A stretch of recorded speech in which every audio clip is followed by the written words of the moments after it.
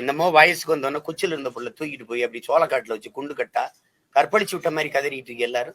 அவங்க வீட்டுல இருக்க பெண்களே இதை பத்தி கேட்கணும், அவங்க கட்சியில இருக்க பெண்கள் இதை கேட்கணுங்க. இதை விட கேவலமா பெண்களை பேசுவது அப்படிங்கறது எப்படி அவங்க சகிச்சுட்டு பொறுத்து கொண்டு இதெல்லாம் கேட்டுட்டு அந்த கட்சியில இருக்காங்க, அந்த வீட்டுல இருக்காங்கன்னு எனக்கு தெரியல. இந்த இதுல உடனே அதை விசாரிச்ச நீதியை நிலைநாட்ட துடிக்கிறேன். நீ பல்கலைக்கழக வளாகத்தில் நடந்த தங்கச்சிக்கு நடந்த கொடுமைக்கு என்ன விசாரிச்ச? பொள்ளாச்சியில் நடந்த அந்த கூட்டு பாலியல் வன்கொடுமைக்கு என்ன விசாரிச்ச? இது என்ன? இது பாலியல் வழக்குன்னு யாரு? முதல்ல அந்த பொம்பளை யாரு? சொல்லிட்டா அது குற்றமாயிருமா?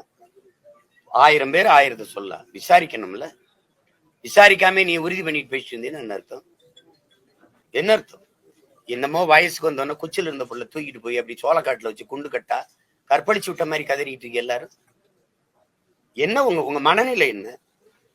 இதே சீமான்யா ஒரு சாதாரண இயக்குனர், அவருக்கு ஒன்றும் மதிப்பு இல்லை, படங்களும் இல்லை, வீட்டுல இருக்கிறேன், இந்த மாதிரி வழக்க நீ எடுத்து பேசுவியா? நீ ஒரு முழு அதிகாரமும் சேர்ந்து இதுக்கு சுத்துறிய.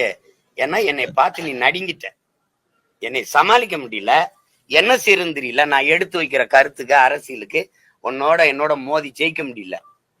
அப்பப்ப ஒரு பொம்பளை கொண்டாந்து முன்னாடி நிறுத்துற.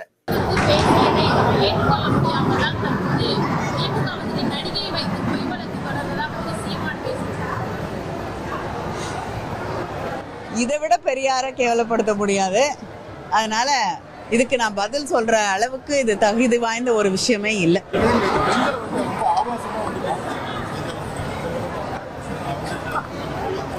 அவங்க வீட்டுல இருக்க பெண்களே இதை பத்தி கேட்கணும், அவங்க கட்சியில இருக்க பெண்கள் இதை கேட்கணுங்க. இதை விட கேவலமா பெண்களை பேசுவது அப்படிங்கறது எப்படி அவங்க சகிச்சுட்டு பொறுத்து கொண்டு இதெல்லாம் கேட்டுட்டு அந்த கட்சியில இருக்காங்க, அந்த வீட்டுல இருக்காங்கன்னு எனக்கு தெரியல.